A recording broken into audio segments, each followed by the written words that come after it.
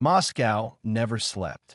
Even on a dark October night in 1957, when the capital of the Soviet Union was covered in the first snow and a piercing wind, the lights were on in the depths of Lubyanka. In offices without numbers, in corridors without windows, at tables without names sat people who did not exist for the outside world, but on whose decisions depended the fate of half the planet.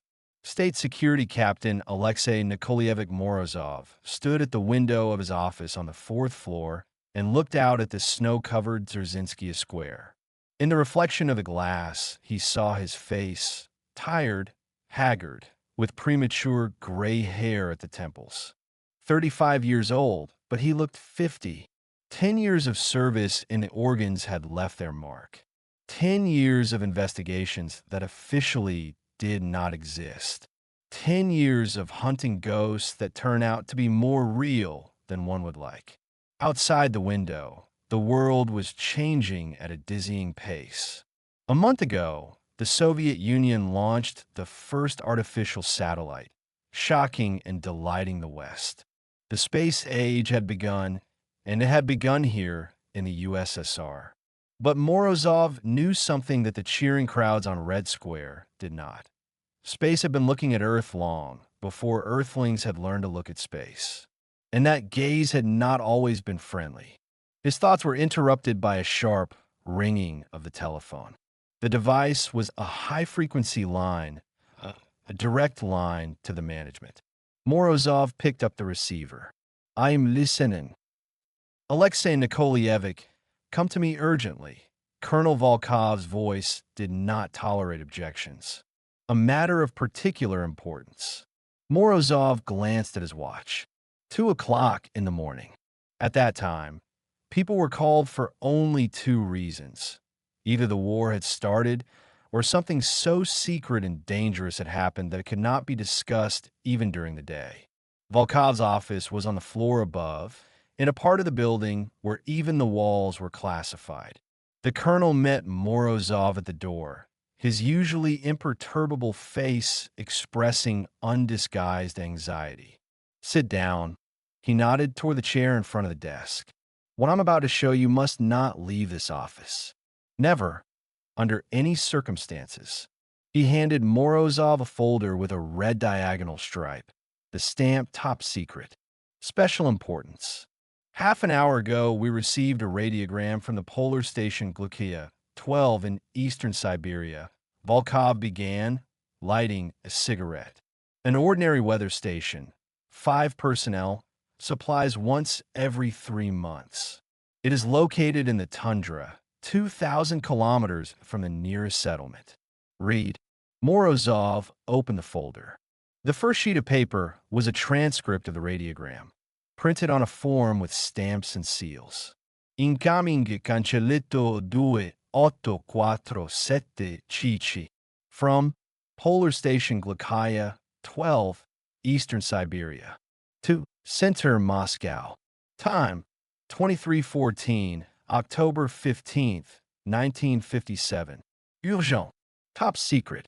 Comrades, something impossible is happening.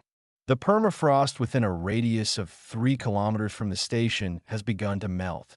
The air temperature is minus 40 degrees, but the soil temperature at a depth of 2 meters is plus 15.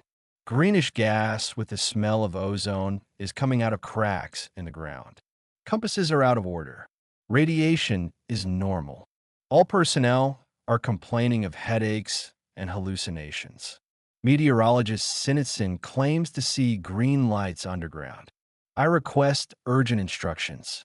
Station Chief Captain Roitov. Morozov reread the radiogram twice. Every word sounded like the ravings of a madman, but he knew Captain Roitov personally.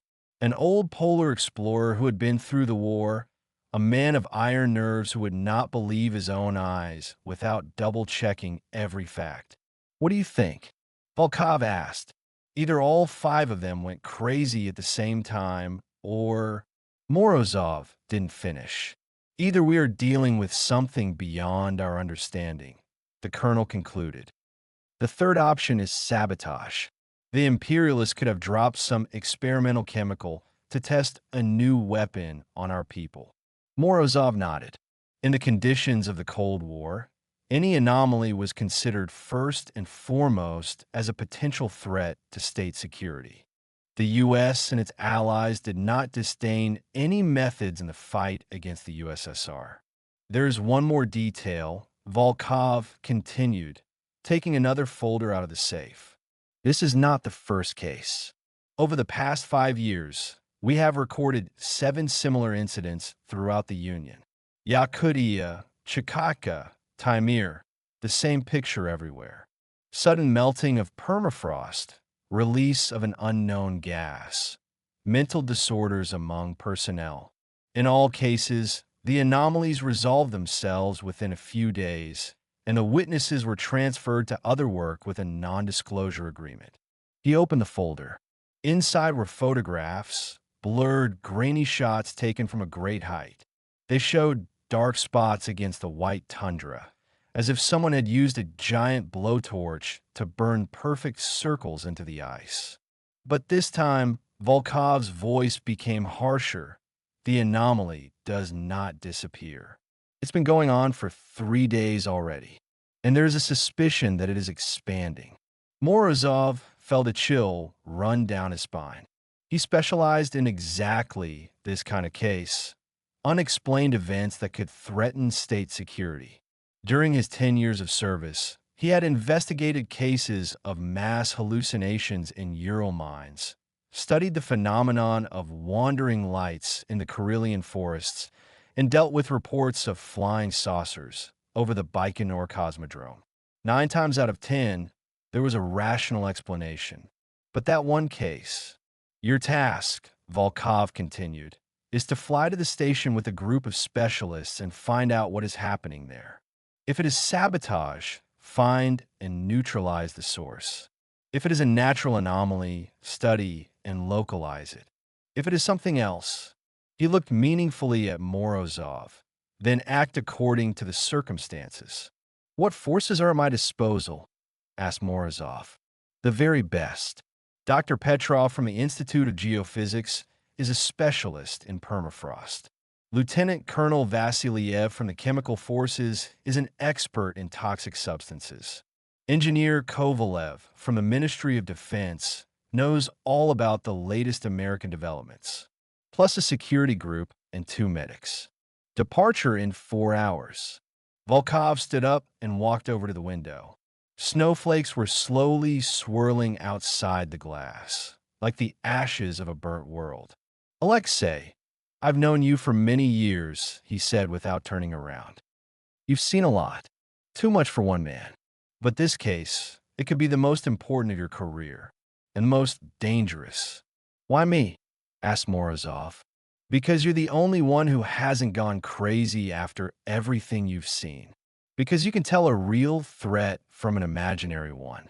And because Volkov turned to him.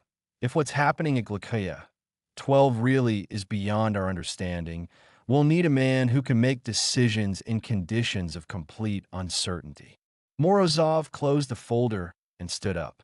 In a few hours, he would fly to one of the most remote places on the planet to meet something that should not exist according to all the laws of physics. But he knew one thing. In a world where humanity had only just learned to leave its home planet, the boundaries of the possible had become blurred. And if someone tried to violate these boundaries, the Soviet Union had to be ready to fight back. I'm leaving in 4 hours, he said. Good luck, Captain, Volkov replied. And remember, whatever you find, national security comes first. Morozov left the office, carrying the folder with the case materials. The corridor was quiet. Only a typewriter was clicking somewhere in the distance. Someone was typing another secret document that would change someone's fate. He did not know that in a few hours he would be confronted with a threat that would dwarf all human conflicts. A threat that came not from behind the Iron Curtain, but from the depths of space. And that the Glukaya 12 station would become the site of humanity's first contact with a force for which the Cold War between the superpowers was nothing more than a fight between ants on the edge of an abyss. Outside, snow continued to fall, covering Moscow with a white blanket. And somewhere in the Siberian tundra, 2,000 kilometers from the capital, the earth breathed warmth that should not have been there. And this breath carried with it the smell of ozone and something else. The smell of an alien world ready to claim its rights to planet Earth. The Lee, two planes shook in the air pockets like a tin can in the hands of a giant. Alexei Morozov sat in a hard seat in the cargo hold and looked out the small window at the endless whiteness of the Siberian tundra, floating below at a speed of 300 kilometers per hour. 4 hours of flight from Moscow, another 2 from a stopover in Yakutsk, and now they were flying over the edge of the world, where roads, cities, and the usual human concepts of the possible and impossible ended. Behind him sat 4 specialists, handpicked by Colonel Volkov for this mission. Dr. Petrov, a geophysicist from the Academy of Sciences, a thin, nervous man of about 50 who never parted with a briefcase full of measuring instruments, even in flight. Lieutenant Colonel Vasiliev from the Chemical Defense Forces, a silent, gravestone-like professional for whom poisonous gases were as routine as morning coffee. Engineer Kovalev from the Closed Defense Ministry Research Institute, a young but already graying man whose eyes betrayed someone who knew too much about the secret weapons of the great powers. And lastly, Senior Lieutenant of the Medical Service Zubov, a military doctor with experience working in extreme conditions, a man who knew how to patch people up in any circumstances. "Comrade Captain," the pilot shouted from the cockpit, over the roar of the engines. "We'll be over the target in 10 minutes. But the weather is getting worse. The blizzard is getting worse." Morozov nodded and looked out the porthole again.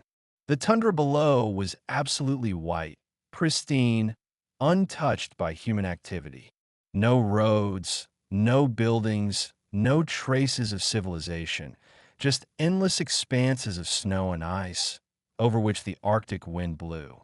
This was a land where man was an unwelcome guest, tolerated only until nature decided to show its true power.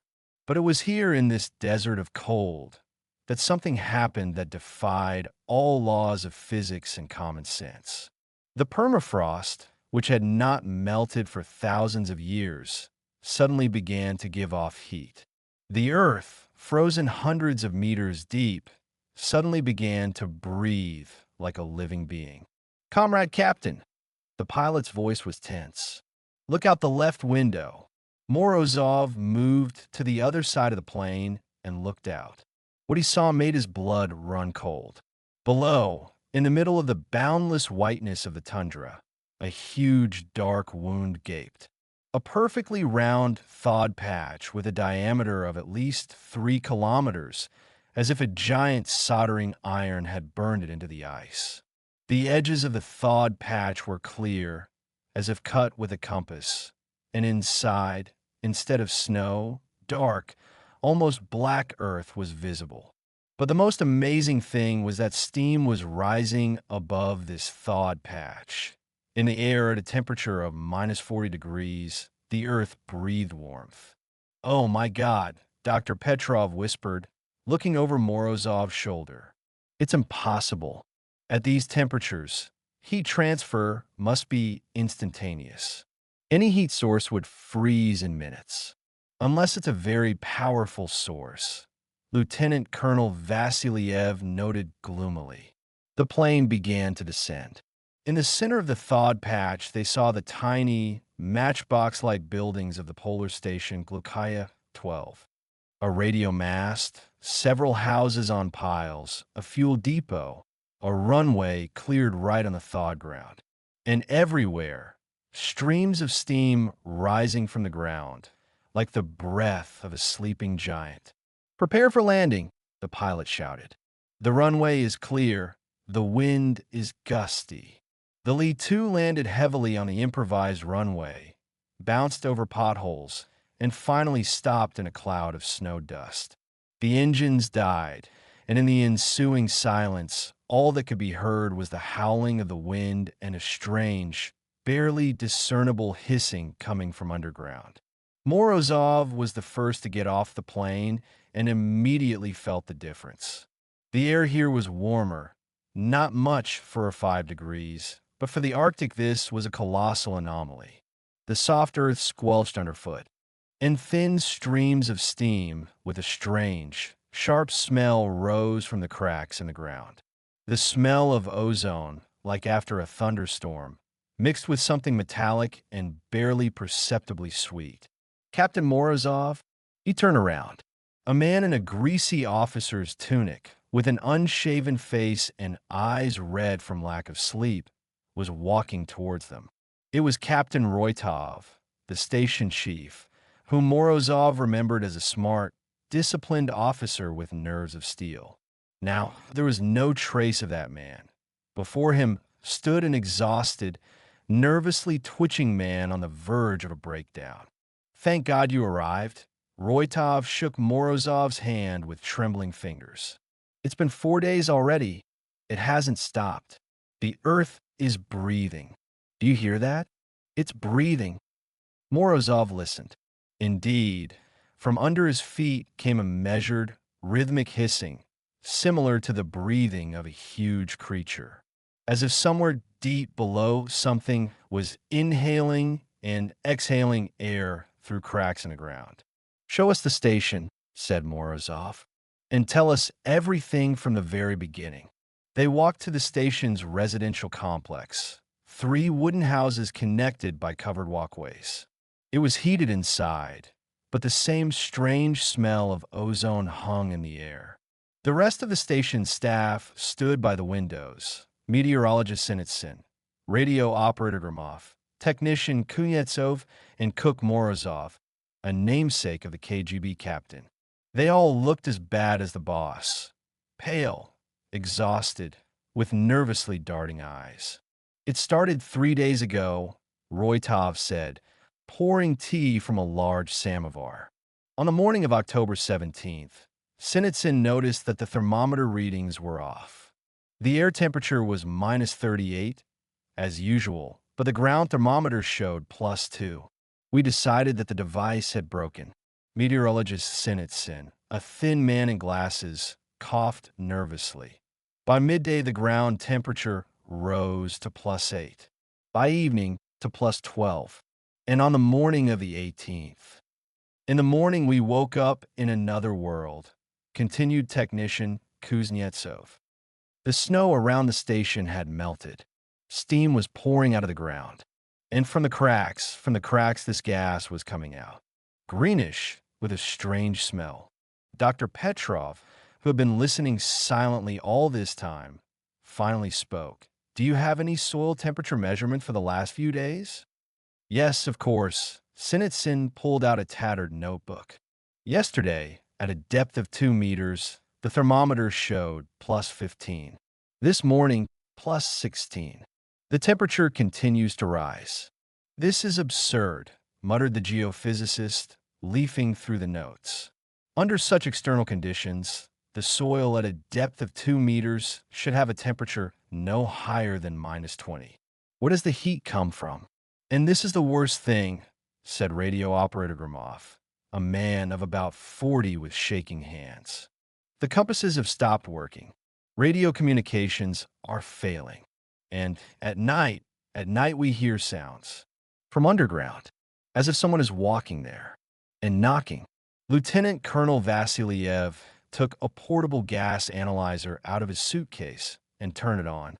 The device immediately began clicking and flashing red lights. "The atmosphere does contain an unknown gas," he reported. "The concentration is small, but stable. The composition, I can't determine. It's something that's not in the reference books." "What about hallucinations?" asked military Dr. Zubov. The radiogram mentioned hallucinations.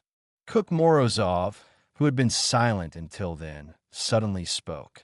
His voice was quiet, but there was poorly concealed panic in it. "I see them. Every night, green lights underground. They move as if alive. And it seems to me that they are looking at me, studying me. And also, Sinnitson added, when you breathe this gas, it becomes easy, very easy. You want to go outside, lie down on the ground, and just lie there, as if it is calling, beckoning. Morozov exchanged glances with Dr. Petrov. The symptoms resembled psychoactive substance poisoning, but the gas analyzer showed nothing toxic.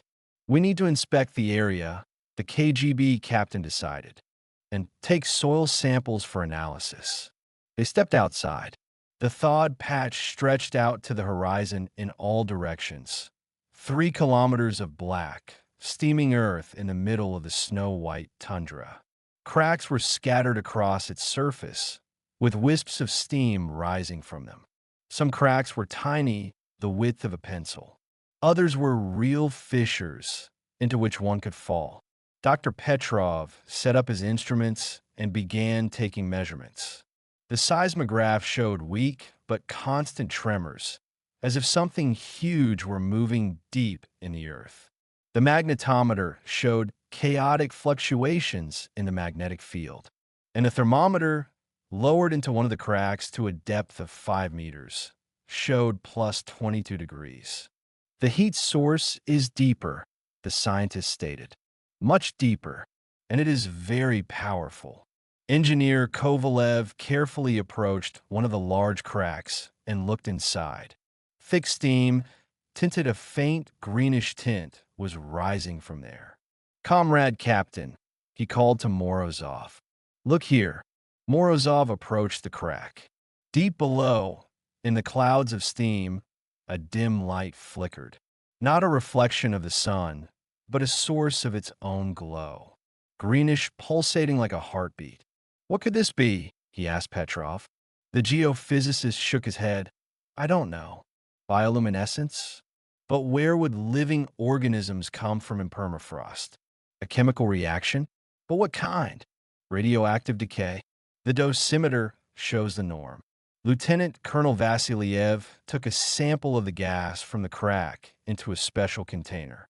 "The lab will sort it out," he said. "But for now I can say one thing. This gas is not of terrestrial origin. It contains isotopes that are not found in nature." The chemist's words hung in the air. "Not of earthly origin." In 1957, at the height of the space race, these words sounded especially ominous. Morozov looked at his watch. The day was drawing to a close, and the polar night was falling quickly. They would have to spend several days here to understand the nature of the anomaly. But he already understood that what they had encountered went far beyond the scope of a routine investigation. "We're heading back to the station," he ordered. "Tomorrow we'll begin a detailed investigation. Today, everyone should rest and get themselves in order." But as they walked back to the station buildings, Morozov couldn't shake the feeling that they were being watched. That somewhere deep underground, a huge heart was beating, pumping not blood through the planet's veins, but something alien and deadly. And from the cracks in the ground, greenish steam continued to rise, carrying with it the smell of ozone and distant stars. On the morning of October 19th, Morozov woke up to a strange sound. Not the usual howl of the Arctic wind, to which he had grown accustomed during the night, but something deeper, more ominous. It was like breathing, slow, measured, coming from underground, as if the planet itself were inhaling and exhaling air through cracks in its crust. He got up from his bunk in the station's guest room and looked out the window. The dawn over the tundra was murky, sickly greenish. The steam rising from the cracks had become thicker and acquired a more saturated hue. And the most alarming thing was that the thawed patch had grown. If yesterday its diameter had been 3 kilometers, now the border of the thawed ground had moved a good kilometer in each direction. "Comrade Captain," Dr. Petrov's voice came from the next room.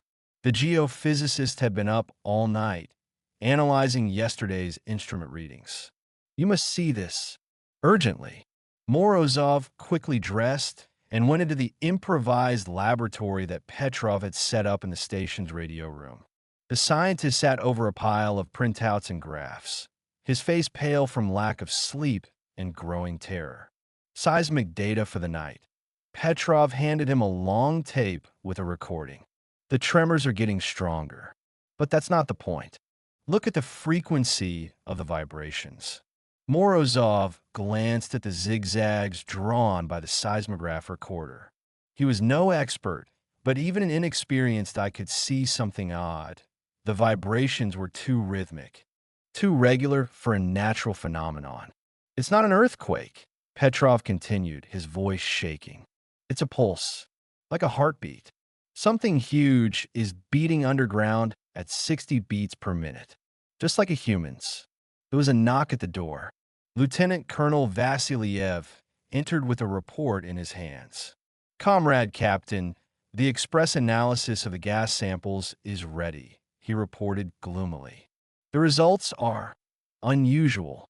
The gas contains unknown organic compounds, similar in structure to the neurotransmitters of the human brain, but much more complex. And there is one more detail. The isotopic composition indicates that these substances were synthesized artificially." "Artificially?" Morozov asked again. "Yes, and the technology of synthesis is far superior to our capabilities, or the American ones. It is the work of the mind, but not the human one." The chemist's words hung in the air. An ominous greenish haze continued to rise outside the window, and from underground came the measured, hypnotic breathing of something unknown. At that moment, Engineer Kovalev burst into the laboratory. His usually neat hair was tousled. His eyes were glowing with a feverish gleam. "Comrades, I know what this is." He waved a notebook covered with some formulas and diagrams. "I spent the whole night analyzing the data. This is not a natural anomaly. It's a machine, a giant biological machine underground." Morozov looked closely at the engineer. Kovalev had always been a reserved, methodical person. But now there was something wrong in his behavior, too excited, almost manic. "Explain in more detail," asked the KGB captain. "Look," Kovalev began quickly drawing diagrams on the board. "Regular pulsations indicate a working mechanism. Gas with organic compounds is not a discharge. It is a product of production. And heat is produced in the process of some kind of reaction. A biochemical reaction. But what could this be?" Petrov asked. "Terraformer," Kovalev replied, his eyes flashing a strange greenish light. "A machine for transforming the planetary environment. It prepares the Earth for them." "For whom, them?" Morozov felt a chill run down his spine. But Kovalev was no longer listening to him. He continued drawing diagrams, muttering something under his breath in an incomprehensible language, and his pupils became strangely dilated, as if he were under the influence of a drug. "Mikhail Petrovich," Morozov put his hand on the engineer's shoulder. "Are you feeling okay?" "Wonderful. For the first time in years, wonderful." Kovalev turned to him, and Morozov saw that the whites of his eyes had acquired a faint greenish tint. "I understand everything now. Everything is becoming clear. They are not enemies, comrade captain. They are teachers. They have come to help humanity take the next step in evolution." Vasiliev and Petrov exchanged glances. The symptoms were obvious. The engineer was under the influence of an unknown psychoactive substance. "Dr. Zubov," Morozov called to the military doctor. "Examine Comrade Kovalev. Suspected poisoning." But when the medic tried to approach the engineer, he suddenly recoiled. "Don't touch me. You don't understand." Kovalev pressed himself against the wall, his voice high and hysterical. "I hear their voices. They talk to me. Explain. Show me the truth. And you want to stop it. What truth?" Morozov asked cautiously, signaling to the others not to move. Humanity is doomed, Kovalev whispered, his gaze fixed on nothing. We are destroying the planet, waging wars, but they can save us, change our nature, make us better, smarter. Kinda, we just need to let them. He took a step towards the door. I need to go to them, he said. They're calling. Vasiliev tried to stop him, but Kovalev pushed the lieutenant colonel away with unexpected force and ran out of the room. Through the window, they saw him running toward the nearest large crack in the ground, from which thick greenish steam was pouring. Follow him, shouted Morozov. They ran out into the street, but it was too late. Kovalev was already standing on the edge of the crack, breathing in the poisonous fumes deeply. With each breath, his eyes shone brighter and brighter, and a blissful, inhuman smile appeared on his face. Mikhail Petrovich, move away from the crack, Morozov shouted. They show me, Kovalev answered, without turning around. Underground, cities, beautiful cities of living metal, and laboratories. Thousands of laboratories where new life is being created. A new race. And I could be a part of it. He took a step towards the edge of the crack. Stop. Vasiliev raised his machine gun, but Kovalev didn't stop. He jumped into the crack, and his cry of joy echoed in the underground depths. Morozov ran to the edge of the rift. Below, at a depth of about 20 meters, lay the engineer's body. He was alive. He moved weakly and muttered something, but something in his pose was unnatural, as if the bones had not broken during the fall, but had changed shape on their own. Comrade Captain, Petrov's voice trembled. Look, the geophysicist pointed to his instruments. The seismograph showed a sharp increase in underground activity, and the thermometer, lowered into the crack, recorded a temperature of plus 30 degrees. Whatever is down there is reacting to Kovalev's presence, the scientist stated. The activity has increased threefold. From deep within the crack came a sound, not a cry of pain, but something more terrifying. The sound of transformation. Kovalev was changing, turning into something else. We have to get him out, said military Dr. Zabov. No, Morozov replied sharply. It's too dangerous. We need to understand what's down there. He ordered drilling equipment from the station to be brought in. If there really was a void under the permafrost, as Petrov suspected, they had to explore it. The work took several hours. The drilling rig had difficulty breaking through the thawed soil, but at a depth of 15 meters the drill fell into the void. A stream of hot, thick steam with a suffocatingly sweet smell gushed out of the hole. The cavity is confirmed, Petrov reported, studying the echo sounder data. It's huge. It's at least a kilometer long. The height of the vaults is about 100 meters. What's there? Asked Morozov. I don't know, but the air from there is saturated with the same organic compounds. Only the concentration is 100 times higher. A new sound came from the depths of the well. Not Kovalev's groans, something else. A measured, metallic knocking, like the work of a giant mechanism. Comrade Captain, Lieutenant Colonel Vasiliev pulled a heavy device out of his suitcase. The Geiger counter shows weak radiation. Not dangerous, but constant. This is the radiation emitted by operating nuclear reactors. Nuclear? Morozov asked again. Or something similar. A source of energy of colossal power. Morozov made a decision that changed the course of the entire investigation. He understood that at the top they would never know the truth. And the truth was needed. The safety of the entire country, perhaps of all humanity, depended on it. Prepare the descent, he ordered. I'm going down. Comrade Captain, this is madness, Petrov protested. The concentration of gas there is lethal, and we don't know what happened to Kovalev.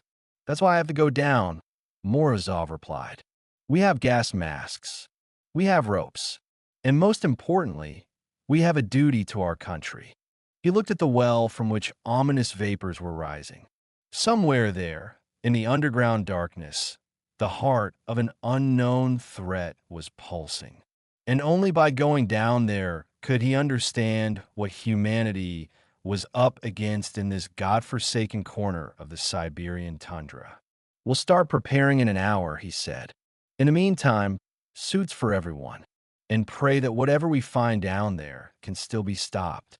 But deep down, he already knew that it would be impossible to stop. The process had been launched, and humanity was on the threshold of meeting a force that surpassed all their ideas about what was possible. It only remained to be seen whether this meeting would be the last in the history of Homo sapiens. Greenish steam continued to rise from the well, carrying with it the smell of alien worlds and the promise of coming changes that no one asked for. The descent into the unknown began at midday, when the sun was at its zenith and cast short, sharp shadows on the smoking ground of the thawed patch. Morozov stood at the edge of the borehole in full chemical protection gear, an insulating suit, a self-contained breathing apparatus, safety ropes, and a set of instruments for analyzing the air. Next to him, Lieutenant Colonel Vasiliev and geophysicist Petrov were preparing for the descent, the only ones who voluntarily agreed to accompany him on this crazy undertaking. Last check of communications. Morozov said into the microphone of the intercom. "I hear you perfectly," replied Dr. Lubov, who remained on the surface to coordinate the operation. "Comrade Captain, I ask you to reconsider your decision once again. We don't know what awaits you down there." "That's exactly why I'm going down," Morozov replied, checking the fastenings of his safety system. "If there really is something there that could threaten the security of the state, I have to see it with my own eyes." He looked down into the black mouth of the well, from which thick greenish steam was rising. Somewhere there, at a depth of 15 meters, lay Engineer Kovalev, alive or dead, human or something else. And even deeper lay the underground world, the nature of which they had to unravel. "We begin the descent," Morozov commanded, and the winch began to work, slowly lowering him into the bowels of the earth. The first meters were no different from a normal well: walls of frozen soil, roots of rare Arctic vegetation, rock fragments. But the deeper he went, the more the environment changed. The temperature rose. Despite the insulating suit, he felt the air getting warmer. And most importantly, the nature of the lighting changed. If above, his lantern had been a sharp white beam, here the light became softer, more diffuse, as if the atmosphere itself was beginning to glow. At a depth of 12 meters, he saw Kovalev. The engineer lay on a ledge formed by an outcrop of rock. But what Morozov saw made his blood run cold. Kovalev was alive, his chest rising and falling slowly with his breathing. But his body had changed. His skin had acquired a strange, pearlescent hue and was covered in places with something resembling scales. And his arms had grown longer, his fingers had stretched out, and something like suction cups had appeared on their ends. "Mikhail Petrovich," Morozov called, but Kovalev did not answer. His eyes were open, but there was no consciousness in them. He was staring into space with an expression of infinite bliss on his face. "Comrade Captain, what do you see?" Zubov's voice came from the speaker of the intercom. "Kovalev is alive, but he has changed." Morozov did not describe the details. "Some things are better seen for yourself." Continuing the descent. Another 3 meters, and he fell into emptiness. The lantern snatched from the darkness a huge space, the vaults of which were lost in the heights. But this was not a natural cave. The walls had a regular, geometrically precise shape. They were smooth, as if polished, and consisted of a material that did not resemble either stone or metal. It was something in between, hard but warm to the touch, with a barely noticeable organic pattern, like veins in marble. "Oh my God," whispered Petrov, who was following him down. "This is man-made. Someone built this." Morozov unfastened the safety ropes and carefully stepped onto the cave floor. The surface beneath his feet was just as smooth, slightly springy like living flesh. And the air was saturated with the same greenish haze, but here its concentration was several times higher. Even through the filters of his breathing apparatus, he felt a strange, sweetish taste. "The architecture is not human," Vasiliev stated, looking around the room. "The ceilings are too high, 4 meters. The passages are too wide. This was built by creatures of a different size and proportions. They moved along the main corridor, lighting their way with lanterns. The walls were covered with strange niches and protrusions, the purpose of which was unclear. In some of the niches stood objects, or what had once been objects. Now they were melted, partially dissolved masses of metal and plastic, fused with the walls. Look, Petrov pointed to one of the niches. In it lay something that resembled a spacesuit. But the spacesuit was torn from the inside, as if its owner had grown and torn the protective shell with his own body. Soviet, Vasiliev determined, examining the remains of the identification marks. A model from 1947. But where did it come from? Morozov didn't answer. He already understood. They were not the first to find this underground complex. Other Soviet expeditions had been here before them, and they all disappeared, leaving behind only traces of their transformation. The corridor led them into a huge hall. What they saw there exceeded all their imaginations of what was possible. Throughout the room were tanks, cylindrical containers as tall as a man, filled with a murky, glowing liquid. In each tank floated something alive. Not people, but not animals either. Creatures of bizarre shapes, with multiple limbs, pulsating organs, glowing eyes. Some are the size of children, others were enormous, barely fitting into their glass prisons. "A laboratory," Petrov whispered.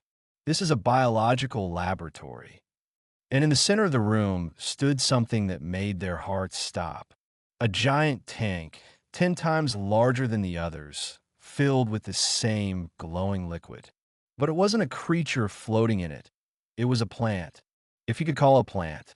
A trunk as thick as a tree, but made of pulsating flesh.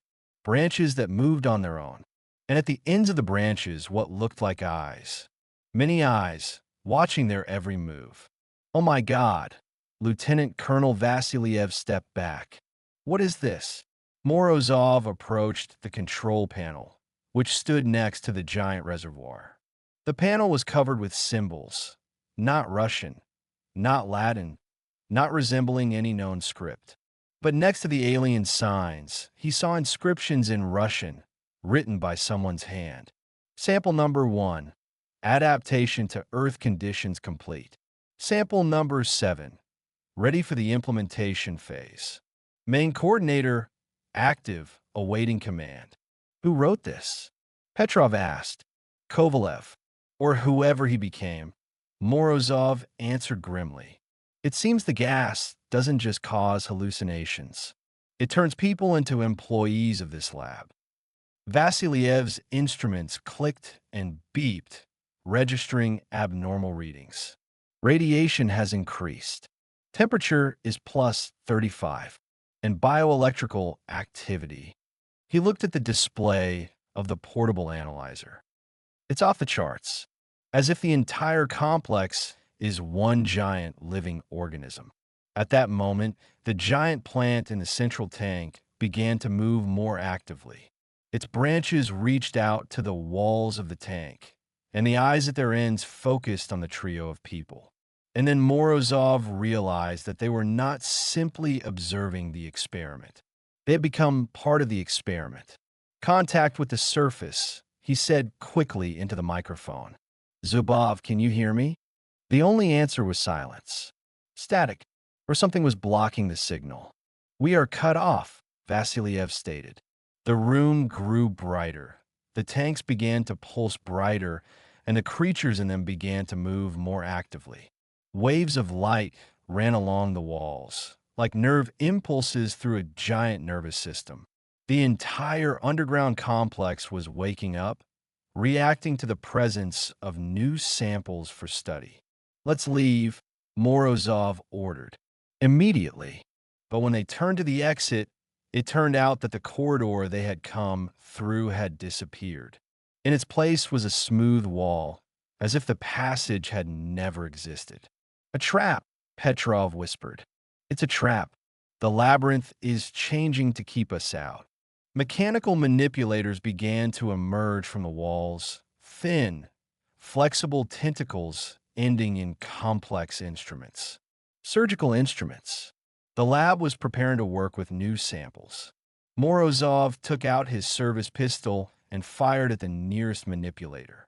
The bullet hit the target, but instead of sparks and debris, a dark liquid flowed from the wound, like blood, and the manipulator continued to move, as if the pain had only spurred its activity. It's alive, Vasiliev realized with horror. The whole complex is alive. We are inside a giant organism. The walls began to pulsate more. Waves of heat ran across the floor, and a new gas began to flow from the vents, not greenish, but pink with the smell of flowers and honey. Sleepy, paralyzing. The filters aren't working, Petrov said, his voice growing sluggish. The concentration is too high. Morozov felt his arms and legs go numb. His consciousness was swimming. His ears were ringing, and visions began to appear before his eyes. Beautiful, tempting images. He saw himself not as a KGB captain, but as a scientist in a white coat, working in this laboratory. He saw himself creating new forms of life, participating in the great project of transforming humanity. And it was wonderful. It was right. It was... No. He bit his tongue until it bled. Pain pierced the fog of drug-induced visions. It's not me. It's the gas. The suggestion. He saw a metal box in the corner of the room with the word flammable written on it. Fuel for emergency lighting. A desperate idea came to him. Gathering the last of his willpower, he crawled to the box, opened it, and poured the contents onto the nearest reservoirs with creatures. Kerosene spread across the floor in a caustic stain. What are you doing? Vasiliev croaked. I have a deal, Morozov replied, taking out a lighter. Hey you, coordinator, can you hear me? Either we leave here alive, or your lab burns to the ground. The pulsation of the walls slowed. The manipulators stopped. The giant plant in the central tank turned all its eyes towards him. You understand, Morozov whispered. Okay, then listen to the terms. We're leaving. Now, and none of US will get hurt. In exchange, I won't set your collection on fire. A passage appeared in the wall again.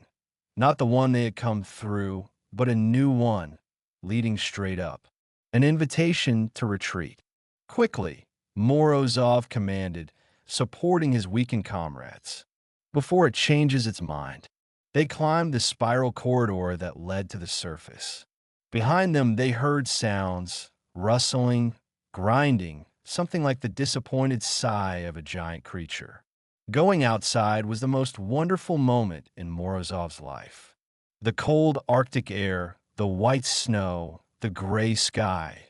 All this seemed like paradise after the nightmare of the underground laboratory. What was there? Asked Dr. Zubov, helping them out. A colonization base, Morozov replied, pulling down his gas mask and greedily inhaling the frosty air. They're preparing the Earth for conquest, changing the climate, creating new species of life, turning people into their assistants. And we have just glimpsed the future of humanity. He looked at the well, for which greenish steam was still rising. Below, a machine was at work that could change the face of the planet. And the only thing that was holding it back was the understanding that open invasion would lead to resistance. But time was on their side. Every day, the thawed patch widened. Every hour, more and more gas was released into the atmosphere, changing people's consciousness. Sooner or later, resistance would become impossible. Urgent communication with Moscow, Morozov ordered. Cipher of the utmost importance. We don't need scientists. We need sappers and a lot of explosives. He understood that the time for research was over. The time for decisive action had begun, and the fate of not only the USSR, but all of humanity depended on how quickly they were taken. And somewhere deep underground, the giant coordinator was revising his plans, taking into account a new factor: the resistance of the intelligent aborigines of planet Earth. After returning from the underground laboratory, Morozov could find no peace. The images he saw in the depths, tanks with alien creatures, living walls, a pulsating coordinator, haunted him like obsessive nightmares. But the worst thing was the understanding that they had seen only a small part of the truth. The complex beneath the station stretched for kilometers, and its main secrets remained hidden. Dr. Petrov, who spent the entire night studying samples of the wall material that they had managed to secretly scrape off, made a discovery that turned their understanding of the nature of the anomaly upside down. "Comrade Captain," he called Morozov into the improvised laboratory. "You must see this. Structural analysis shows the impossible." The geophysicist pointed to photographs taken through an electron microscope. The images showed the crystalline lattice of the material of the underground complex's walls. But this was not the usual crystalline structure of a mineral. "It's organic," Petrov said, his voice shaking with excitement and horror. "Living organic, but organized according to principles that are not found in earthly nature. Each molecule contains information, like a DNA cell, but the volume of this information is thousands of times greater than the human genetic code." "What does this mean?" asked Morozov. "The entire complex is one giant organism, a living structure that grows, thinks, makes decisions, and judging by the speed of crystal growth." Petrov pointed to fresh samples. "It grows every day, literally growing through the rocks like the roots of a tree." Lieutenant Colonel Vasilyev, who spent the entire night analyzing gas samples, added his data to the overall picture. The chemical composition of the atmosphere in the thawed patch changed in 24 hours. The concentration of unknown organic compounds increased by 20%. And what is most alarming is that these substances are beginning to spread beyond the melting zone. The wind is carrying them for tens of kilometers. Morozov knew that time was against them. Every hour of delay meant further spread of the infection.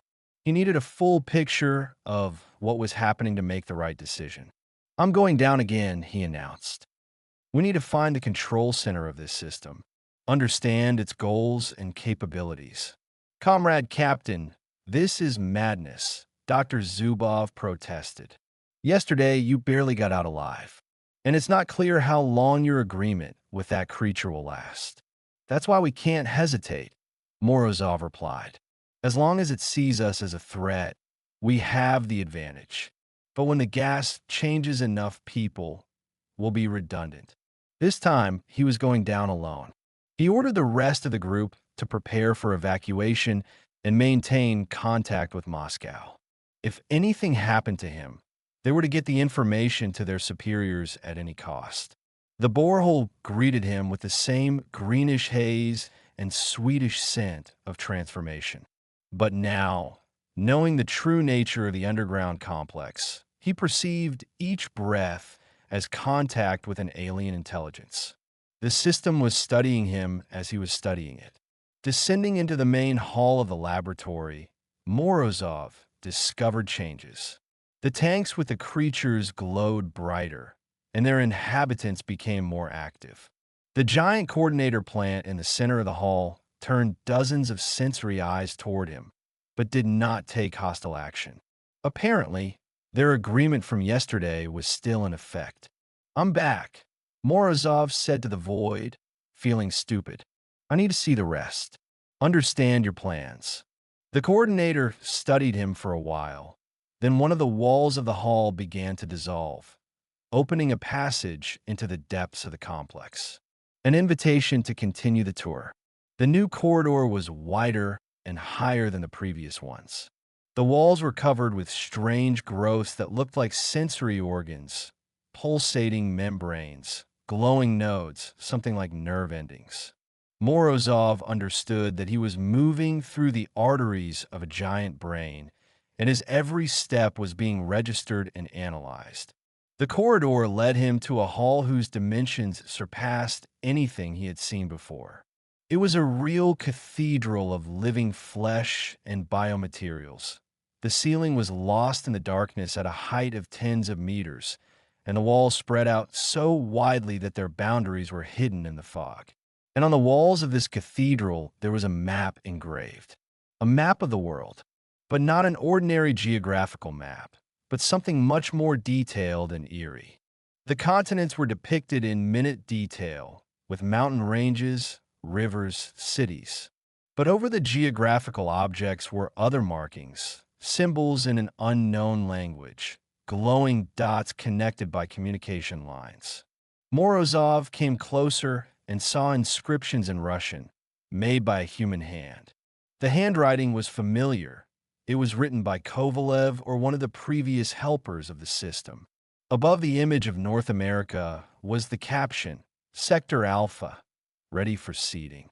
Population processed by 34%. Resistance is minimal. Europe was labeled Sector Beta, 67% complete. Awaiting Phase 2 activation. Asia was labeled Sector Gamma, active processing. Population 23% ready. But the most terrifying thing was that the following sign was displayed over the territory of the USSR. Sector Delta, experimental zone. Direct impact through deep penetration stations. Readiness 78%. "My God," Morozov whispered. 78%. He moved along the wall, studying the details of the map. The glowing dots corresponded to major cities, but next to each dot was a date. Dates in the future. Moscow. Activation March 15th, 1958. Leningrad. Activation March 22nd, 1958. Kiev. Activation April 1st, 1958. Colonization schedule. A detailed, carefully thought-out plan for taking over a planet. But the worst thing was waiting for him in the depths of the hall. There stood something that could be called a command post, a raised platform surrounded by many tanks, monitors, and control panels. And next to the control panel, in a special cocoon chair, sat a man. It wasn't Kovalev. It was someone else, an older man in the remains of a Soviet military uniform. His body had been partially transformed, his arms lengthened and covered in scales, and cables sprouted from his skull, connecting his brain to the complex's control system. "Comrade Captain." The man turned his head to Morozov, and the remnants of human consciousness flashed in his eyes. "I was waiting for you. My name is Colonel Rogov. I commanded the first expedition. In 1947, 10 years ago, Morozov was horrified. Time flows differently here. Rogov smiled sadly. For the system, 10 years is a moment. It thinks in epochs, plans in centuries. And we, people, we are like gnats to it. We live quickly, we die quickly. But we are useful as translators. The colonel pointed to the control panel, covered with symbols of two kinds, alien hieroglyphs and Russian text. I help her understand humanity. I explain your weaknesses, your fears, your hopes. In exchange, she shows me the future. A beautiful future where there are no wars, no hunger, no suffering, where all people are united in a single consciousness under her leadership. This is not the future, Morozov said. This is slavery. No, Rogov shook his head. It's evolution. Humanity has reached the limit of its development. We are destroying the planet, killing each other, living in fear and hatred. But they can make us better, smarter, kinda, immortal. He stood up from the cocoon chair, and Morozov saw that the lower part of his body had already been completely transformed. Instead of legs, the colonel had tentacles that had grown into the floor of the complex. Look, Rogov activated one of the panels, and a holographic projection appeared in the air. This is Moscow. In 6 months. After activation, the projection showed a familiar city, but transformed beyond recognition. The buildings were covered in organic growths. The streets were filled with creatures of a hybrid nature, half human, half something else. Biological ships hovered in the sky, and giant trees with pulsating trunks rose from the ground. It's beautiful, isn't it? Rogov said. Nobody suffers. Everyone is happy. One mind, one goal. One slavery, Morozov repeated. You have betrayed your own species. I saved him, the colonel countered. Humanity is doomed to self-destruction. Nuclear war is inevitable. In 5 or 10 years, your politicians will push the red button and civilization will disappear. But the system will prevent this. It will seize control before the catastrophe occurs. Morozov looked at the world map with the activation dates. They were all scheduled for the spring of 1958, a few months away. How many more stations like this are there? He asked. 17 around the world, Rogov replied. Under each major continent. They work in sync, preparing the biosphere for transformation. And when the time comes, he activated another panel, and Morozov saw a cross-sectional diagram of the planet. Beneath the Earth's crust, at a depth of several kilometers, stretched a network of underground complexes connected by tunnels and communication cables. A gigantic nervous system entangling the planet like a web. A simultaneous release of spores into the atmosphere of all continents, the colonel explained. Within 48 hours, the planet's air will become saturated with transforming agents. Every breath will alter DNA. Within a week, humanity will cease to exist in its previous form. And you think this is right? Morozov clenched his fists. I believe it is inevitable, Rogov replied. But you still have a choice, comrade captain. Join voluntarily. Become a translator, like me. Help make the transformation smoother for your people. A second cocoon chair, exactly like the colonel's, materialized in the air next to Morozov. An invitation to capitulate. Think about it, Rogov continued. Your knowledge, your experience can save millions of lives. The system will be more careful with those you identify as valuable. Your loved ones, your friends, they can remain almost human. Morozov looked at the pulsating chair, from which cables were drawn to connect to his brain. One movement, and he would become part of the system, gain access to unimaginable knowledge, see the future of humanity. No, he said firmly, some things are more precious than life. Freedom is one of them. Rogov's face twisted with disappointment. Then you and your species will die. Too bad. You could have become a great translator. The walls of the hall began to pulse faster. Manipulators emerged from them, this time not to capture, but to destroy. The negotiations were over. But Morozov was prepared for such a turn of events. He took a thermite bomb from his bosom, standard equipment for a saboteur to destroy documents. But in this case, it could cause much greater damage. Stop, Rogov shouted, but it was too late. Morozov activated the fuse and threw the grenade into the center of the control complex. The thermite burned through the panels like butter, Sparks rained down on the organic cables, and a wave of pain swept through the complex. The walls shook, the ceiling cracked, the tanks began to burst. Rogov screamed, not with his voice but with his whole body, making the sound of a wounded animal. His connection to the system was broken, and the pain of the giant organism was passing through him. "What have you done?" he shouted. "You have ruined everything. Without a coordinating center, the system will begin a chaotic transformation. Instead of controlled evolution, there will be a biological catastrophe." Morozov didn't listen to him. He ran to the exit before the collapsing hull buried him under the rubble of living flesh and metal. Behind him, a fire raged, threatening to spread throughout the entire underground complex. When he got to the surface, he saw that the thawed patch had begun to shrink. Its edges were blackening and smoking, as if a giant wound were healing. The temperature of the ground was falling. "Comrade Captain," Vasiliev ran up to him. "What happened there?" "The seismographs are showing underground explosions." "The coordinating center has been destroyed," Morozov replied, breathing heavily. "But that's only one station out of 17. And now they know we're threatening them. We have very little time left." He looked at the smoking ground beneath his feet. Somewhere down there, in the depths, a giant organism that had planned to colonize Earth was dying.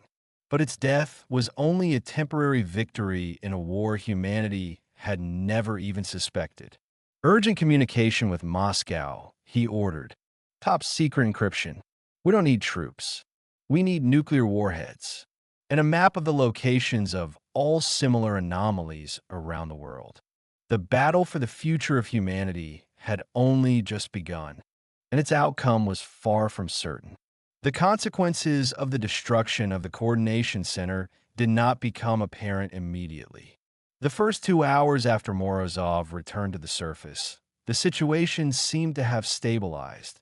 The thawed patch was indeed shrinking. The soil temperature was falling. The concentration of gases in the air was decreasing. It seemed that the threat had receded. But Morozov sensed a catch. Too simple, too fast. An organism that had been developing for millennia and planning to take over the planet could not give in after one blow to the control center. He noticed the first signs that something was wrong during an evening team meeting. Dr. Petrov, usually nervous and agitated, was sitting unusually calm. Too calm. His face had an odd detachment, and his eyes were looking somewhere past his interlocutors. "Oleg Viktorovich," Morozov addressed him, "what are your instrument readings for the last 2 hours?" "Stable," Petrov replied in a monotone voice. "All indicators are normal. There is no threat. Soil temperature? It's falling steadily. -2 degrees per hour. Seismic activity? Absent." The answers were correct, but they lacked emotion. Petrov spoke like a machine, giving out pre-programmed information. And when he fell silent, he continued to sit absolutely motionless, staring at one point. "Doctor," Morozov waved his hand in front of his face. "Can you hear me?" Petrov blinked and looked at him in surprise. "Of course, Comrade Captain. Sorry, I was lost in thought." But what was he thinking about? And why were his pupils slightly wider than usual? Lieutenant Colonel Vasiliev also looked strange.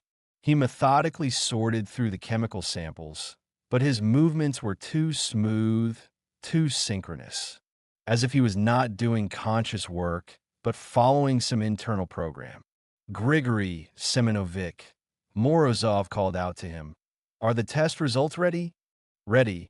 Vasiliev continued working without raising his head.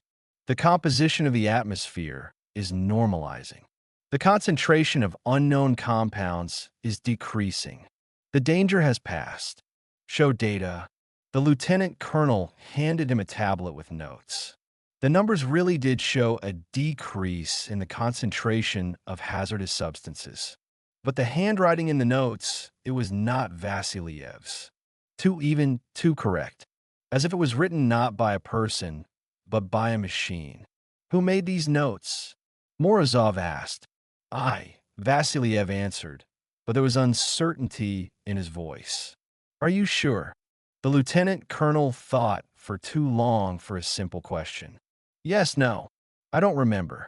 But the data is accurate. It has been checked many times. Morozov felt a chill run down his spine. Two of his men were acting like they were infected. Their consciousness had been altered, but they themselves did not notice it. He glanced furtively at the others. Dr. Zubov was sitting at the radio, writing something down in a notebook, but his hand moved mechanically, writing the same symbols. Not letters, not numbers, strange geometric shapes, similar to those Morozov had seen on the control panels in the underground complex. Radio operator Gromov was tuning the equipment, but instead of the usual frequencies, he was looking for something else.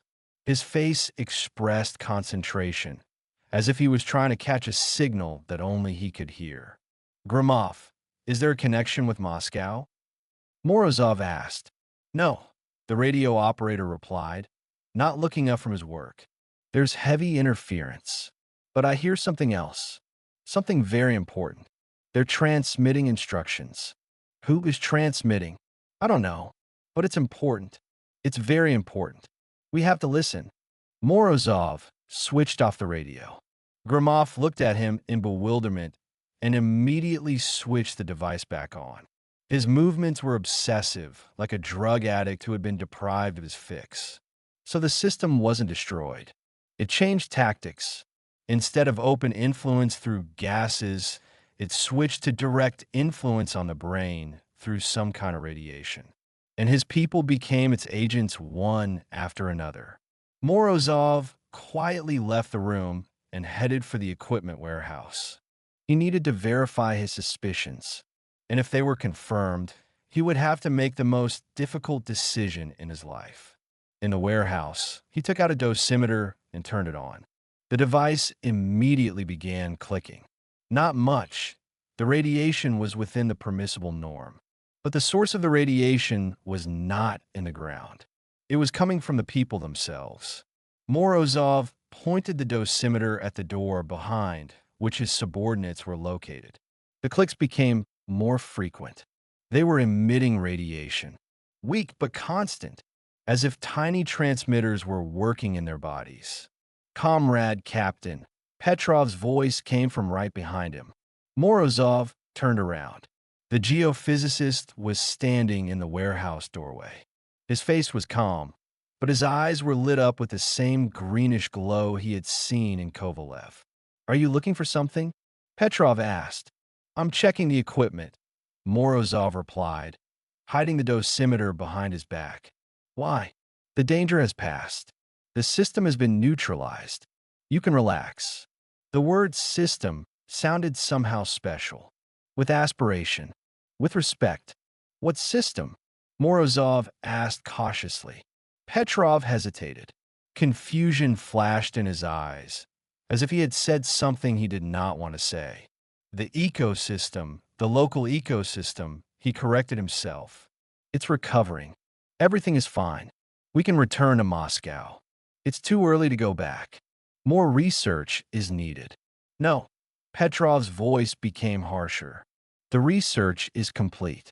We have received all the necessary information. It is time to leave. Morozov realized that they did not want him to remain here any longer than necessary. Perhaps they were afraid that he would reveal their true nature, or they had received instructions to remove him from here for processing in more suitable conditions. Okay, he agreed. We'll prepare to leave tomorrow. Today, Petrov said insistently, the plane is already on its way. It will be here in 3 hours. What plane? I didn't call for a plane. I called. Vasiliev appeared in the doorway. I received an order from Moscow. Urgent evacuation of the group. Show me the order. Verbal order. By radio. From Colonel Volkov personally. Morozov knew it was a lie. The colonel never transmitted secret orders in plain text over the radio. And planes don't fly on demand. They need permission, flight plans, fuel. I have to contact the center and confirm, he said. The connection is down, Vasiliev quickly replied. Magnetic storm. It won't work until tomorrow. They surrounded him. Petrov on one side, Vasiliev on the other. Their faces were calm, but their poses conveyed a hidden threat. Comrade Captain. Petrov's voice became softer, almost hypnotic. You are tired. You have been through a lot. You need rest. Treatment. There are wonderful sanatoriums in Moscow where they will help you forget your nightmares and restore your mental balance. What nightmares? Morozov played the role. Hallucinations, Vasiliev picked up. The effects of an unknown gas caused temporary clouding of your mind. You saw things that weren't there. Underground laboratories, alien creatures, colonization maps. All of this is the fruit of a sick imagination. And Kovalev, an accident. He was poisoned by gas and fell into a crevice. The body was never found. They rewrote reality as they went. They created a version of events that suited their new masters. And they turned him into a madman whose testimony no one would believe. Let's go. Petrov took her by the arm. Pack your things. The plane will arrive soon. Morozov allowed them to escort him back to the station's living module. But in his pocket, his hands were clutching the handle of a pistol. If he had to, he would shoot, even at his former comrades. A surprise awaited him in the living module. At the table sat the man he had thought dead. Engineer Kovalev. Alive, healthy, but changed. His skin had acquired a faint pearlescent hue, and his eyes glowed with the same greenish light. Hello, Comrade Captain, said Kovalev. I'm glad you're safe. I came to explain the situation. Explain what? Your mistake. What you took for a threat was actually an attempt at contact. The system did not want to harm humanity. It wanted to help, to share knowledge, to show new possibilities for evolution. And what did I destroy? Communication center. Contact is now difficult, but not interrupted. The system has found other ways to communicate, through people who are willing to listen to it. Kovalev stood up and walked to the window. The station was visible through the glass, but it looked different. The buildings seemed more organic, as if they had grown out of the ground, and the air above them shimmered, as if from invisible heat. See the changes? He asked. The station is adapting. It is becoming part of a larger system, and you can become part of it too, voluntarily, with your personality and memories intact. What if I refuse? Then you'll have to leave and forget everything you've seen here. Forever. Morozov understood. This is an ultimatum, either joining the system or destroying the memory. There is no third option, but he had his own plan. While they were talking, he quietly activated the emergency radio beacon, a device for emergency communication with search services. The signal would go to the satellite and from there to Moscow. Automatically, without the possibility of blocking. The signal will contain one encrypted word: infection. If Volkov receives this signal, he will understand. And then it will not be a transport plane that will arrive at the station, but bombers with nuclear bombs. I agree, said Morozov, but I need time to think. Of course, Kovalev smiled. You have an hour. The plane will arrive in an hour, and you will make a choice. An hour. That should be enough for the signal to reach Moscow. And there they will decide what to do with the infected station and its inhabitants. Morozov only hoped that the decision would be correct and cruel. The signal from the distress beacon reached Moscow in 40 minutes. Colonel Volkov was sitting in his office on Lubyanka when the encrypted word plague appeared on the screen of the satellite receiver. One word that meant mission failure and a mortal threat to state security. Volkov knew the protocol. Upon receiving the infection signal, all negotiations ceased. A regime of complete liquidation of the object, and all witnesses began. No exceptions. General Staff Duty Officer. He dialed the secret communications number. Colonel Volkov, KGB. Activating the Scorched Earth Protocol. Facility Glukaya Station 12. Coordinates 67.5 north, 120 degrees east. Immediate nuclear purge required. Understood, Conrad Colonel. Protocol confirmed. Time until impact is 3 hours. Volkov hung up and looked at the map of the USSR hanging on the wall. A red dot in eastern Siberia marked the place where a small sun would flare up in 3 hours. Everything would disappear along with the station, people, equipment, evidence, and a threat that could engulf the entire planet.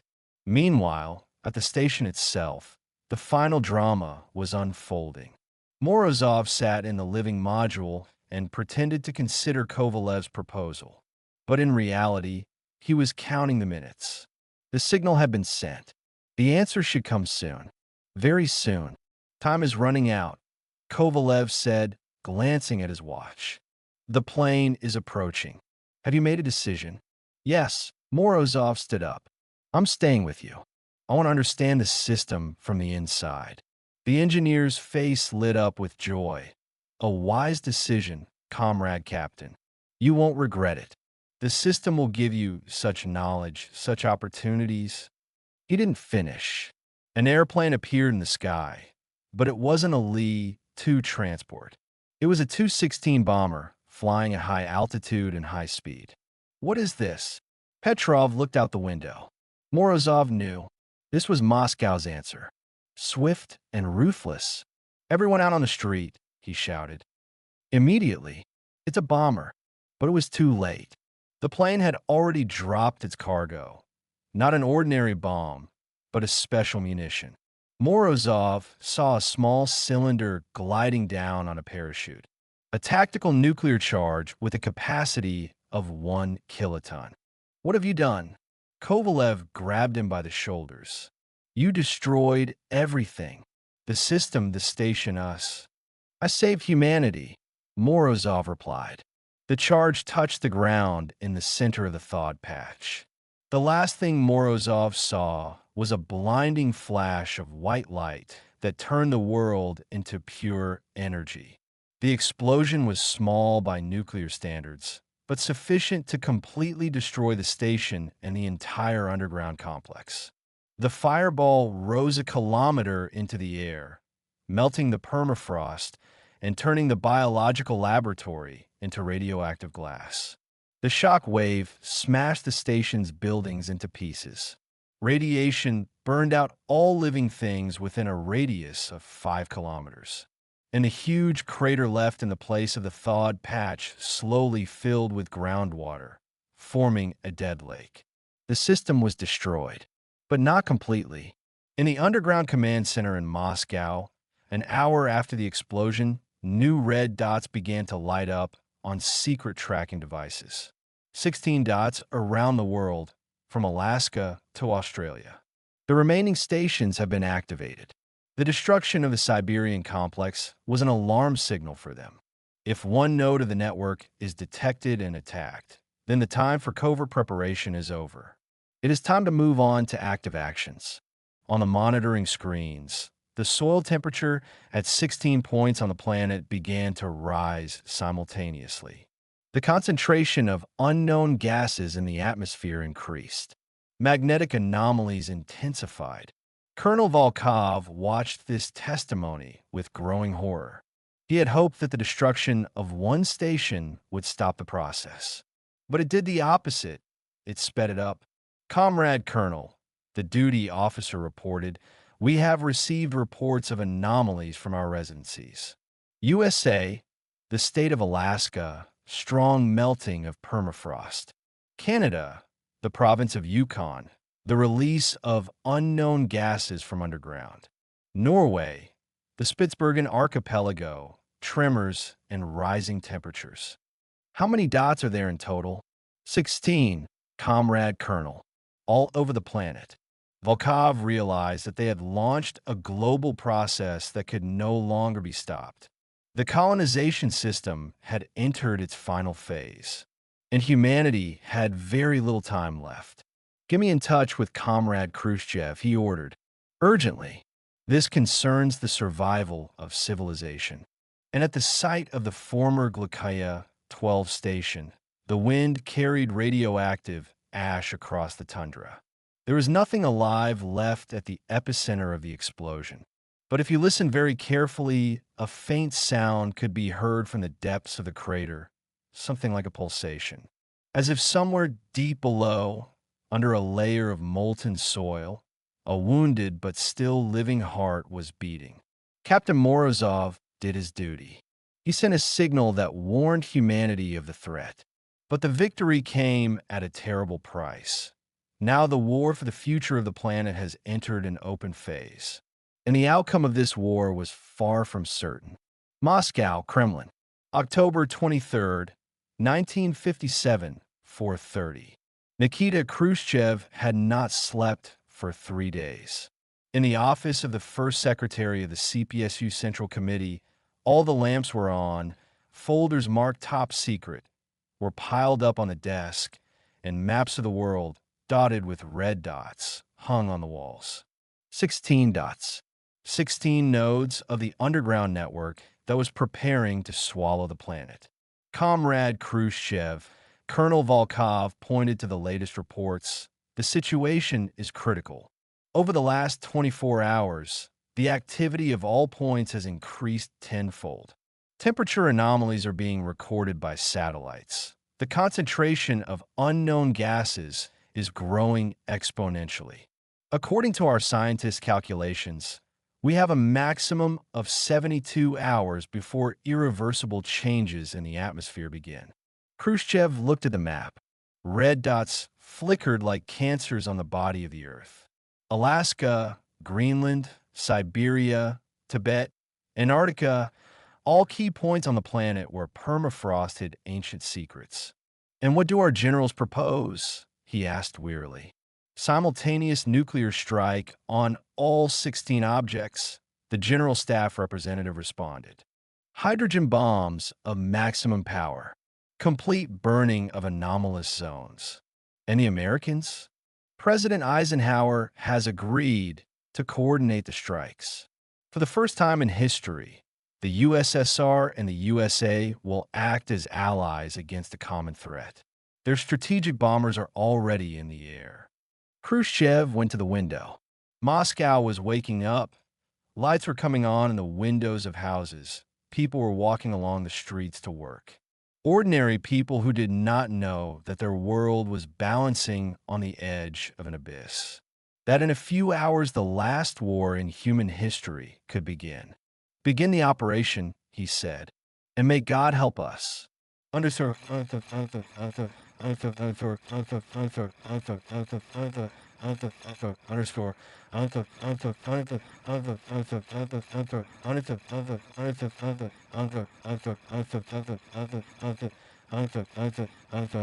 Underscore. Underscore. Alaska, 5:47 local time. The B-52 strategic bomber was flying at an altitude of 12,000 meters. Below, the white desert of the Arctic tundra stretched out, and only one spot broke its monotony, a dark thawed patch several kilometers in diameter from which columns of greenish steam rose. "Targeting kill zone," the navigator reported. "Permission to drop?" The plane's commander, Colonel James Mitchell, looked at the coordinates again. He didn't know what he was bombing. The order had been short: destroy an object that posed a threat to national security.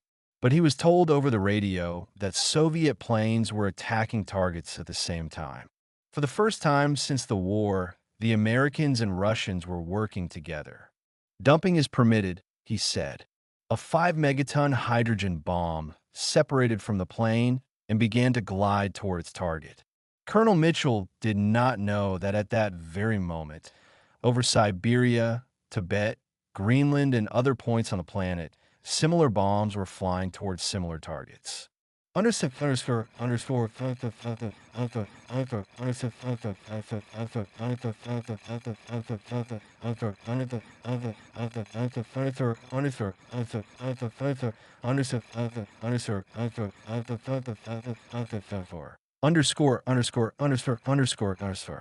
Underground bunker in Colorado.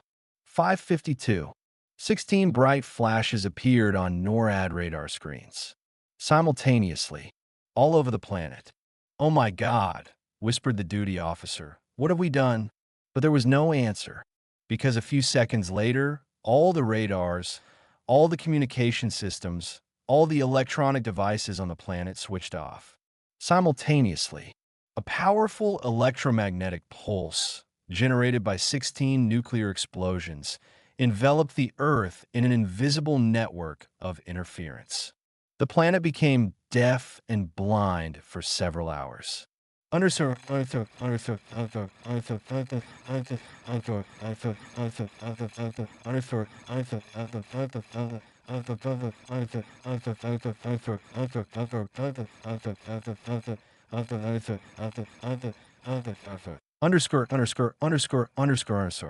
Moscow, Kremlin, 12:15.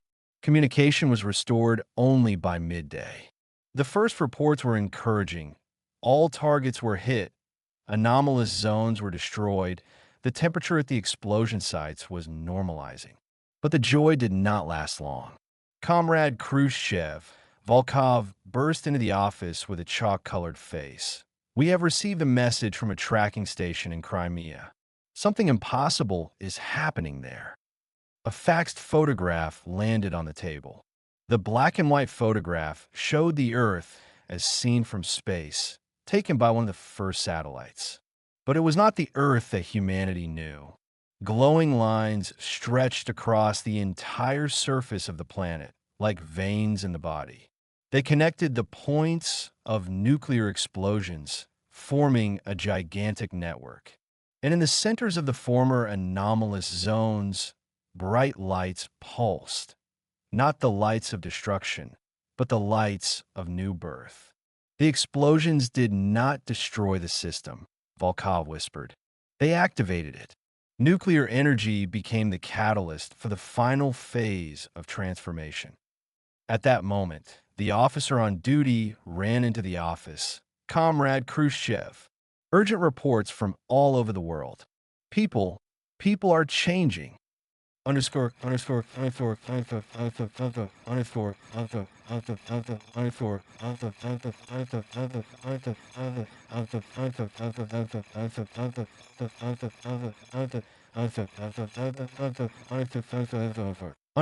underscore, underscore, underscore. Paris, 13:30. Madame Dupont was washing dishes in the kitchen of her small apartment when she felt a strange warmth in her chest. At first, she thought it was her heart, which had been playing around a lot lately. But the warmth spread further, enveloping her entire body. She raised her hand and saw that the skin on her palm was glowing with a faint, greenish light. And in her head, voices began to sound quiet, melodic, soothing. They spoke to her in a language she did not know, but every word was clear. "Don't be afraid," the voices whispered. "The pain will end. You will become part of something beautiful. Part of one mind, one family." Madame Dupont smiled. For the first time in years, she felt less alone. Underscore, underscore, underscore, underscore, underscore, underscore, underscore, underscore,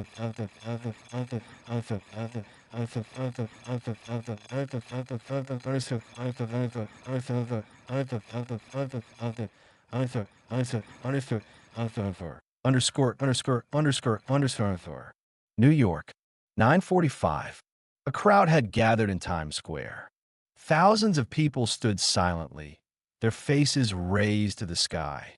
Their eyes glowed with the same greenish light, and the same peaceful smiles played on their lips.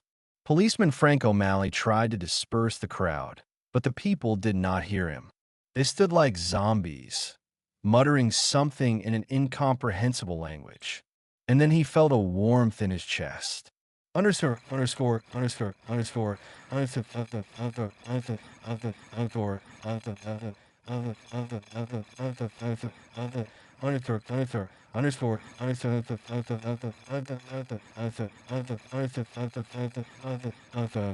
underscore underscore underscore underscore. Beijing, 1:20 next day. Chairman Mao sat in his office and looked at the reports from all over China. Millions of people had simultaneously fallen into a trance.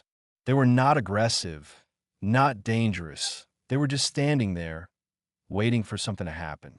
Comrade Chairman, the Minister of Defense reported, the same thing is happening in all the major cities of the world. Moscow, Washington, London, Tokyo, the same picture everywhere. People are changing. Mao stood up and walked to the window. Beijing below looked strange, too quiet for such a big city. The streets were filled with groups of people with identical faces, identical smiles. And what do they want? He asked. Nothing yet. They're just waiting. But our scientists say this is just the beginning. The next phase will begin soon. Underscore, underscore, underscore, underscore,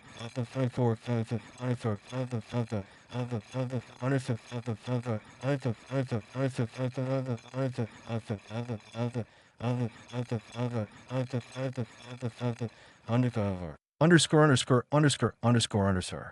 Moscow, 1600 hours. Khrushchev stood on the Kremlin balcony and looked out over Red Square. Several thousand people had gathered there. They stood in strict rows like soldiers on parade, but without movement, without sound. They were simply waiting. How many are there?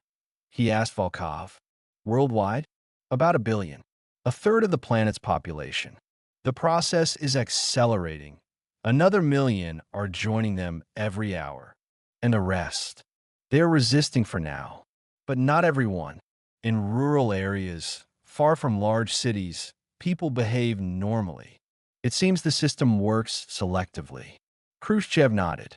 He understood the logic of the invaders. First, the big cities, the centers of civilization, the communication hubs.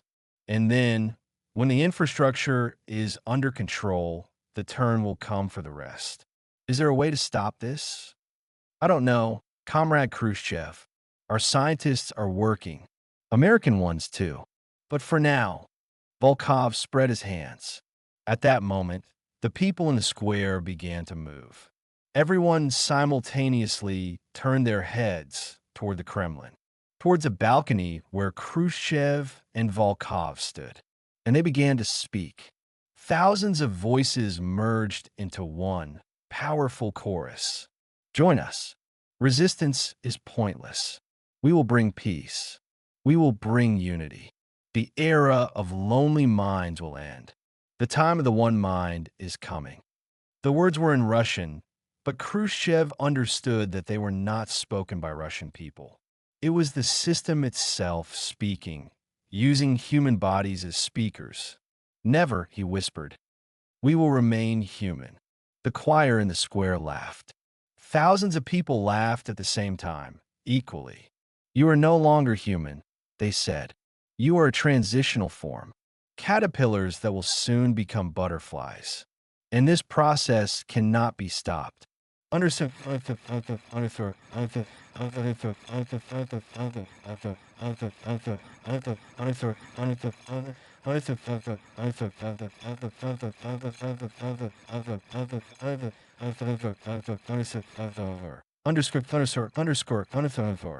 London, 2000 hours. Prime Minister Macmillan sat in a bunker beneath Downing Street and listened to the latest reports. The picture was the same all over the world. Billions of people were being transformed into nodes in a single network of consciousness. And those who resisted were becoming increasingly outnumbered with each passing hour. Sir, the Secretary of Defense reported, we have contact with President Eisenhower. He is proposing the final blow, nuclear bombing of all major cities of the world. Destroy the infected population before the process becomes irreversible. Macmillan looked at the world map. Red dots now covered every continent. each that represented millions of people who had become part of the alien mind. And how many will survive? Several million. In rural areas, in remote settlements. So you're suggesting that we kill most of humanity to save the rest. There is no alternative, sir. In a few days, there will be no one left. Macmillan closed his eyes. He had the power to give an order that would turn the planet into a scorched desert, but it would preserve humanity as a biological species. He never had time to make a decision. The bunker's guards burst into the bunker, but their eyes glowed with a greenish light, and peaceful smiles played on their faces. You don't have to agonize over your choice any longer, they said in unison. We will help you. Understand?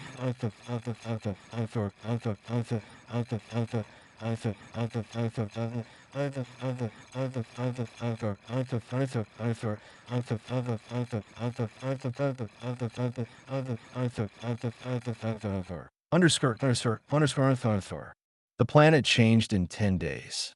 The cities were different.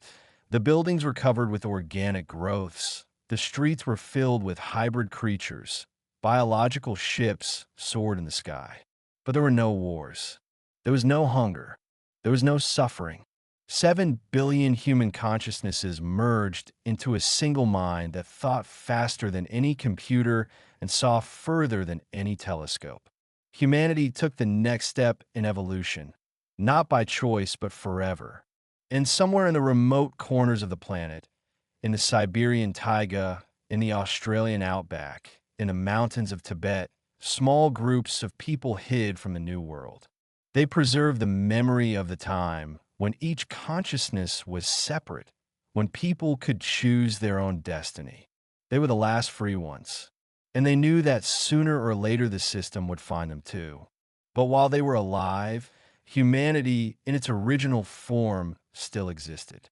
And as long as there is at least one free consciousness, hope will not die, even if that hope is the size of a mustard seed.